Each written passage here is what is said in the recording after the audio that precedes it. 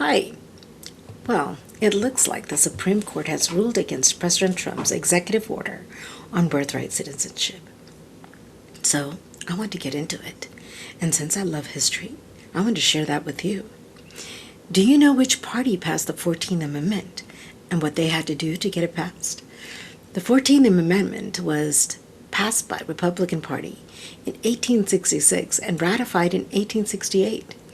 It was drafted by Reconstruction Republicans in Congress, with Representative John Bingham of Ohio as the primary author of Section 1 to establish birthright citizenship and guarantee equal protection under the law. Because the newly freed states refused to ratify the amendment, the Republican-led Congress passed the Reconstruction Act of 1867, which made ratification a strict requirement for ex-Confederate states to regain congressional seats. So what does this mean? It means that the Republican Party forced former Confederate states to accept the 14th Amendment by threatening to strip away their political power and to basically take away their congressional seats if they did not ratify.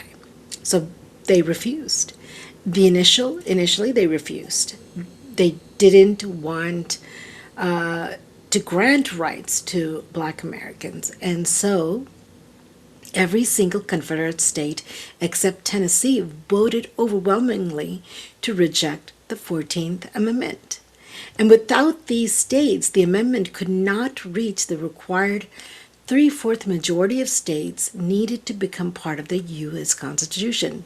So, in response, the North Republicans in Congress passed the Reconstruction Act of 1867.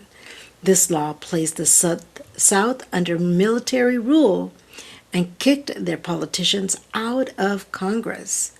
And Congress told the southern states that they could only regain their seats in Washington and govern themselves again if they did two things: allow Black men to vote and to ratify the 14th Amendment.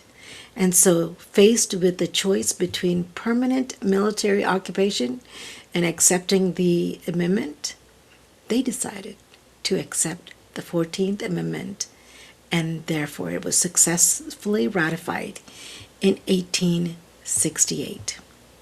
So what do you think? So who is for you and who is against you? Black people have a lot to think about here. You've been voting for Democrats for a long time, and they were never for you. They were never for you. Maybe it's time to rethink. What have they done for you, really? So, don't forget to like, subscribe, and share for more.